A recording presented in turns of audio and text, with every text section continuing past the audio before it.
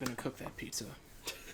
Alright, welcome back for minute 16 of Iron Man 1. I'm Brian. I'm Richard. And this is I Love You 3000 Minutes, the podcast where we traveled back in time using the Eye of Agamotto, wiped our own memory so we don't know what's coming up, just to watch the entire Infinity Saga one glorious minute at a time. From Iron Man 1 to a movie that I have no idea what's about called Spider-Man Far From Home? What? I'm playing up the play. Yes, I know. Too much. This is minute 16 of Iron Man 1, and Mr. Richard, what happened in this one? He continues his weapons demonstration, orders it to fire. It rains. One missile turns into like 20 missiles or more. Rains down on the mountain range behind him, and it's a shockwave strong enough for them all to feel and blow their hats off. And we found out what he prefers. A missile that you only have to fire once. Referring to a nuke. He calls it the Jericho, which I don't know if there's any more significance to that, but there's a show called Jericho that I believe started after this where it's based on a town called Jericho after nuclear strikes have gone off in America. So there might be extra detail about Jericho, the name Jericho. And if that's true, please add it to the comments on YouTube or in Instagram, and we'll add it later.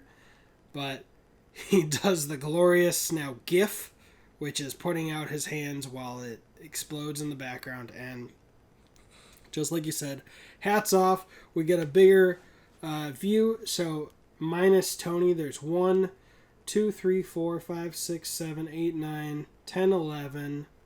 12, 13, 14 people we can see in this wide shot who have been watching. And he stumbles a little bit forward, goes over to hashtag Stark Industries, another branded cooler with alcohol in it. And I can't read what the alcohol is. I think there's one that says 11 years. And there's definitely some Blue Label. And some martini glasses and ice. And he's got his scotch on the rocks already. And when he says, I'll throw one of these in for the sale of every 500 million or more, do you think $500 million or 500 million missiles? $500 million. Those missiles cost thousands each anyway, you know, so. Because, I mean, he says, I'll throw this in with every 500 million or more. Because he says 500 million or more. And if it's the number of missiles, that would just make me laugh at his speech. Right. The weapon that only needs to be fired once.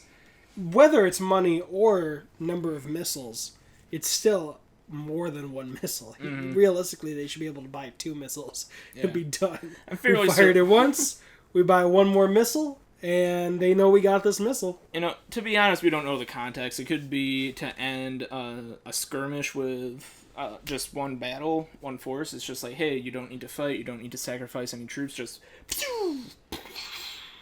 and carpet bomb them all, essentially. And that might be, you know, that might be what he meant by just fire one missile. It's kind of hard. I don't know the context really, even watching this, you know. Minute by minute. It is a cool speech. Yes, exactly. You know, I prefer the one you only fire once. And I swear he said Spider Cave in this speech. So it must be somewhere else. Maybe Obadiah Stane says it later. Yeah. But like, I remember seeing a missile that cost 300,000, just one missile. So it's like, just, you know. Yeah, 500 million missiles is a lot of missiles. Yeah, you could literally, all the shrapnel from just the metal could, like, line Afghanistan. Jeez, that's depressing. And then we see a return of that handy flip phone from earlier, and man, that camera is not hidden well. I'm going to put that on the Instagram of just the selfie part. Like, the fact, if you got an iPhone today and the surroundings of the camera was that obvious compared to the rest of the color, geez, woof. Let's see, where's this from? Oh, Verizon. Fuck you, Verizon. Verizon is a soulless company that had to be dragged kicking and screaming to give its customers an unlimited option, and it's still not as good as T-Mobile. T-Mobile!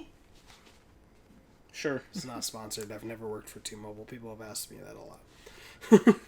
And then, hearkening back to something I said in my Bond minutes with Christian Bolivar, They are very smart to keep it when he answers his fancy video call with Obadiah Stane saying, "What are you doing up?" So they kept the times correct from Afghanistan to the United States. Mm-hmm. They remembered that, hey, yeah, if it's daytime there and he's talking to Obi, it would be nighttime. It's a good detail. Yeah, but he's drinking. He says, "What are you doing up?" And then ends, "Obi, what are you doing up?" Shedding a little more about their relationship because they haven't spoken directly. In this movie, he saved Lieutenant Colonel Rhodes from Tony not coming up to the podium, and in the montage it showed that they had a relationship, but they haven't actually talked yet. He's comfortable enough to video chat him in his pimpin' birthday suit. Mm-hmm. By that I mean his birthday suit with a gold chain. Look at my gold chain. Look at my chest hair. He's comfortable enough with him. It looks like a dog tag, actually. It actually does. Yeah. Or his birthday thug suit. I don't know. He's comfortable enough to not cover up his chesty hair. Mm-hmm. Which, if you've been working with someone for however many years at this point, what do you know Tony's age in this movie? 12. They're 21. 72. Anyways, if they've been working together for more than 10 years, they probably know each other enough where they're a little comfortable with that, even though they're at odds or whatever. So. And they technically haven't been at odds. Not yet. That we know of. What are you talking about? What are you talking about? He's got the light in the background. But yeah, it's a nice beard. I like Jeff Bridges with the Obi look. Jeff Bridges. Matt Damon. We got some soldiers in the background carrying big cases. I do want that cooler though that automatically serves drinks with them poured already, or some of them poured with already. The ice already in. They're all chilled and. Man, that must have been so stressful to carry that. Just to be like, we can't have one person drop it because then his drink will be spilled. How they would do it is that they would be secured while they're in there, and then when he opens the lid, they unsecure and then they raise out. But I mean, his glass is still, there's no top to the glass, so they technically could angle it enough that the liquid spilled out. That's all I'm saying. Just knowing that there's one glass with his drink, and like, I swear to God, if Tony Stark has to pour his own drink, it's you're in my ass.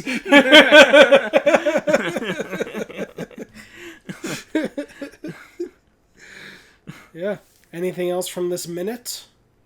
It's just awesome watching the missiles blow up behind him. It's a mixture of depressing considering the real life, and then so cool for him just to. He must have measured, like, how far away can I be, but close enough that this will be cool. Mm-hmm. Pun intended with this ice chamber thing. God, I bet that tastes good. Chilled. Anyway, was there anything else you'd like to add to minute 16? No. Alright, cool beans. Check out the Instagram for more stuff.